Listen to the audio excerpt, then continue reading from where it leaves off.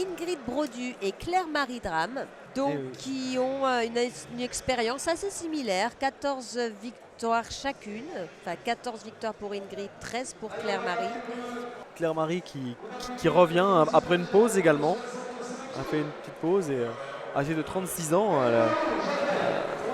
si je me trompe pas, elle a profité pour devenir maman et maintenant elle revient au plus haut niveau.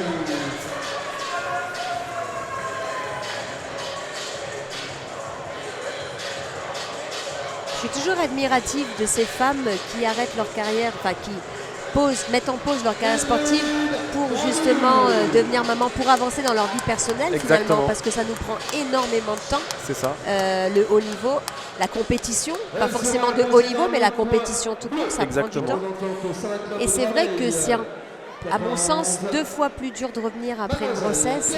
En effet, hein, c'est un défi personnel, hein, c'est un défi personnel, une envie, il faut vraiment en avoir, j'imagine, la profonde envie.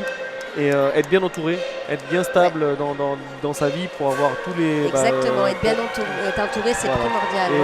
Et voilà, et ça fait partie des challenges, des beaux challenges de la vie, pouvoir revenir après une maternité, après jongler, arriver à faire vivre, à allier vie professionnelle, vie de famille et sport de haut niveau, c'est toute une gymnastique. Ah, c'est impressionnant, elles ont tout mon respect. Et seule une femme peut réussir à faire ça, j'imagine.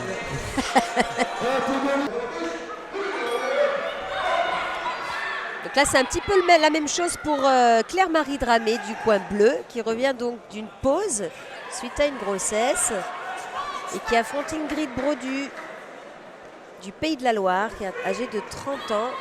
Tout à fait. Et qui a déjà été apparemment demi-finaliste en 2018.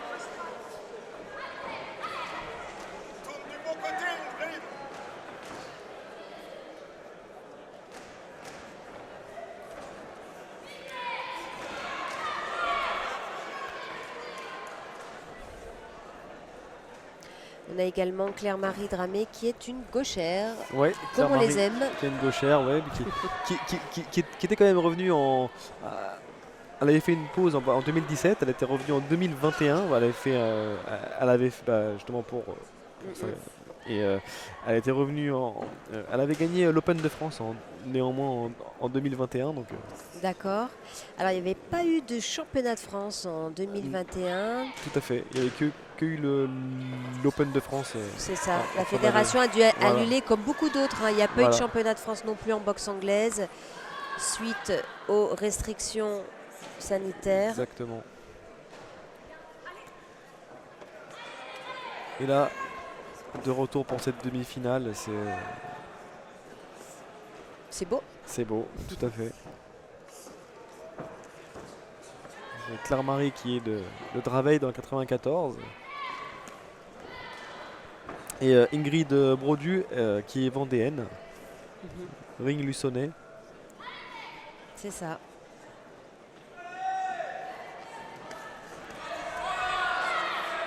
Donc là, c'est un combat peut-être un petit peu plus décousu, j'ai envie de dire, au niveau technique, Tony. Arrête-moi si je me trompe, mais l'envie est là. Tout à fait. Ouais, c'est ça. C'est un peu, voilà, c'est un peu moins construit pour l'instant. Elle donne tout dans chaque coup.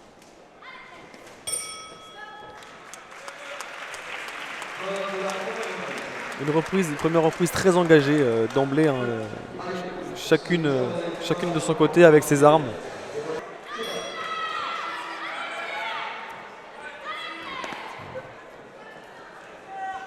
Claire-Marie la gauchère qui travaille bien avec son fouetté jambe avant là, et son chassé là, qui veut tenir la distance.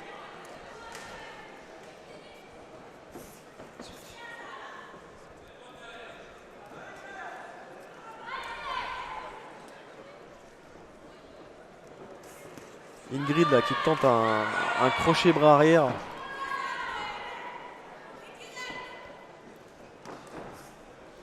Là, ça se rend coup pour coup dans les fouettés dans les jambes. C'est ça. Ils marquent leur point et il y a une sortie directe derrière.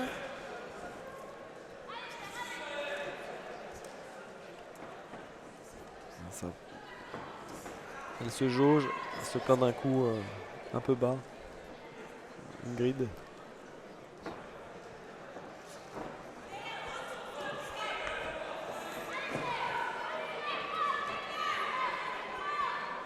Peut-être un peu de difficulté du côté d'Ingrid à trouver sa distance. Oui, parce qu'on a on a une Claire Marie qui est très mobile, du coup c'est un peu plus compliqué.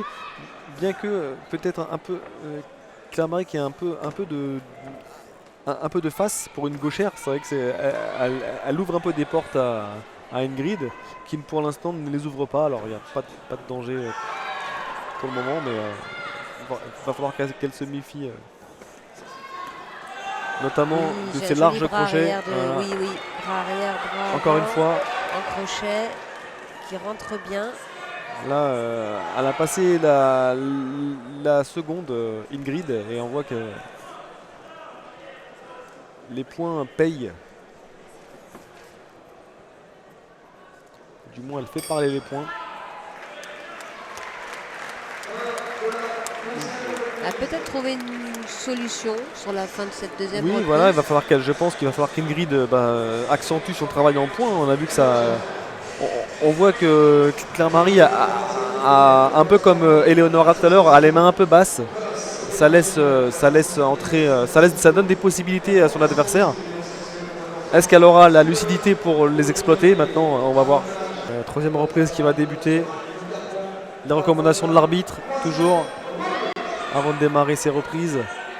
Allez, troisième reprise pour cette demi-finale chez les super légers. On connaît déjà le nom de la première qualifiée, c'est donc Beaudevet Alice. Voilà. Et ce combat va déterminer Son adversaire qui la rencontrera en finale. Le 26 mars prochain, Boulogne-sur-Mer. Il reste donc 2 reprises et demie pour faire la différence dans ce combat plutôt équilibré. Plutôt équilibré en effet, hein, c'est plutôt équilibré. Après, on a une Claire Marie qui tourne et qui marque ses points de loin. Et de temps en temps, une Ingrid qui rentre fort et qui ne démérite pas avec des larges crochets qui ont, là encore une fois, qui tentent sa chance. Il y a même un uppercut bras arrière qui vient de passer Ouais. du côté d'Ingrid.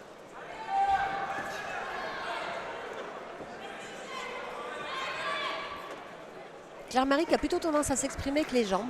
Oui, après Claire Marie a fait une belle carrière aussi en assaut. Donc l'autre volet de la discipline, de la savate boxe française. Ah bah justement, dis-nous l'autre Ouais. volet, en quoi il consiste l'assaut. Donc du coup il y a deux disciplines de haut niveau en savate boxe française. Le combat qu'on voit ce soir, qui donne l'accès à l'équipe de France, du coup un championnat d'Europe, un championnat du monde et aux listes de haut niveau, les sportifs de haut niveau du ministère de la Jeunesse et des Sports. Et l'assaut où là toutes les touches doivent être contenues, on n'a pas le droit de frapper, c'est-à-dire qu'on doit vraiment, c'est que de la touche, on appelle ça le championnat de France technique, et là c'est la gestuelle et la touche qui va primer. Et du coup, les arbitres vont être très vigilants à la puissance et vont sanctionner d'ailleurs la puissance. Donc en plus de tout ce qui est coup balancé, coup interdit, il y aura aussi le facteur puissance qui va rentrer en ligne de compte. Et il y a le championnat de France, championnat d'Europe, championnat du monde et aussi une équipe de France assaut, une équipe de France technique. Et du coup, aussi, ça donne aussi accès au statut de sportif de haut niveau.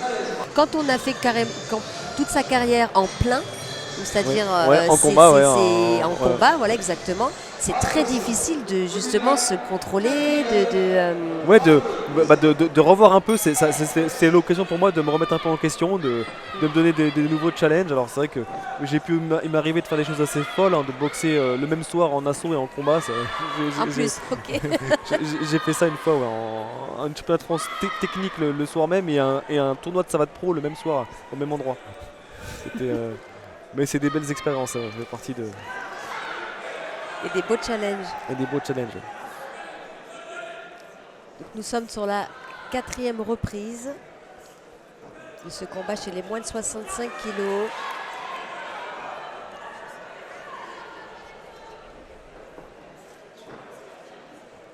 Elles sont, je pense, un peu plus mesurées. On voit que peut-être l'enjeu aussi qui est là et l'envie de bien faire qui fait que bon bah on veut pas faire d'erreur. Donc on jauge, on met la touche qu'il faut mais pas plus. Et on prend moins de risques, Et effectivement. on prend moins de risques. Donc Et c'est souvent ce genre de combat quand il se termine et qu'on le revoit en vidéo qu'on se dit ah là là. des fois on se dit ouais j'aurais pu faire plus, j'aurais C'est pu. ça. Enfin c'est surtout si on le perd. Si on le gagne on dit j'ai bien fait, j'ai bien fait de. Et encore, tu peux gagner, Tony, en n'étant pas content. Exactement, bah, bien Et sûr, tu- bien sûr. C'est Tu es contente de la qualification finale, bien évidemment, pour ce soir. Mais après, quand tu es exactement. perfectionniste, tu te dis ah, Tout à fait, tout à fait. Mais ça c'est. Et ça, quelque part, c'est vrai que c'est quelque chose qui fait partie de l'expérience qu'il faut comprendre. Que moi, j'avais pas compris tout de suite. Hein, au début de ma carrière, il m'est arrivé de vivre ce genre d'expérience à la fin du combat, de me dire, mais je suis même pas fatigué, quoi. Ou j'ai perdu. J'ai perdu, mais je me suis pas donné. C'est pas, c'est-à-dire que je méritais pas la victoire de toute façon parce que j'ai pas donné ce qu'il fallait. voilà, tout à Et- fait, ça m'est arrivé aussi. Ouais. Et du coup, bah, d'expérience, c'est vrai que ça m'est plus jamais arrivé dans ma seconde partie de carrière. Que je gagne ou que je perde, je donnais tout. Voilà, pour pas avoir, pour ne rien regretter. Et finalement, c'est ce qui m'a permis de beaucoup gagner finalement, quelque part. Après, savoir aller au-delà de ses limites, ça s'apprend aussi à l'entraînement. Ça s'appréhende d'abord à la salle avec ses partenaires, avec ses partenaires d'entraînement, aussi face au sac de frappe, aussi sur la piste de course. Et une fois qu'on arrive à juger ses limites, ça nous permet de passer un cap et de performer ensuite en compétition. Tout à fait. Est-ce que tu partages ce qu'on dit souvent dans le milieu, entraînement difficile, combat facile? Exactement.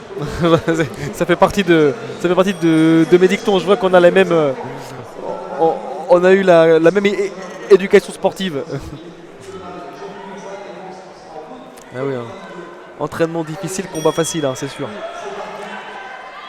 Est-ce que c'est un combat facile ce soir pour Ingrid et Claire-Marie? Pas oui. vraiment, puisque c'est compliqué des deux côtés de trouver la solution chez l'adversaire. Oui, c'est un combat équitable. C'est un combat équitable. Là, on voit peut-être un peu plus de touches de la part de Claire-Marie avec ses pieds qui entre guillemets, met des touches, donc marque des points. Et Ingrid qui tente de trouver la solution, qui la trouve pas tout le temps. Et néanmoins, quand elle la trouve, ça touche. Mais derrière, Claire-Marie ne semble jamais déborder. C'est ça. Et toujours avec le chassé, le fouetté bas, les petits fouettés bas, tout ça, Je suis d'accord. Mis bout à bout sur l'addition, bah, ça paye et ça coûte cher à la fin du combat. C'est peut-être comme ça qu'elle va faire la différence. Je suis tout à fait d'accord. Je pense. Je pense qu'on part sur ce schéma-là. On verra si les juges auront une autre vision du combat, mais Joli. là on voit voilà, c'est un chassé qui est arrivé au menton d'Ingrid. Ingrid toujours inquiétante avec ses larges crochets de perturber. Et on voit d'ailleurs qui a touché parce qu'on peut voir sur la pommette un petit œuf qui est en train de naître. Exactement, j'ai constaté la même chose Ouais, au même moment, Tony. Sur la pommette de Claire-Marie. Justement, est-ce qu'il ne faudrait pas changer de rythme, accélérer peut-être au point pour Ingrid? Ah mais ça c'est en effet ce que je lui conseillerais de faire si j'étais dans son coin. Là d'ailleurs, je crois qu'elle nous a entendus parce que Oui. Ah, l'arbitre qui va demander un avertissement.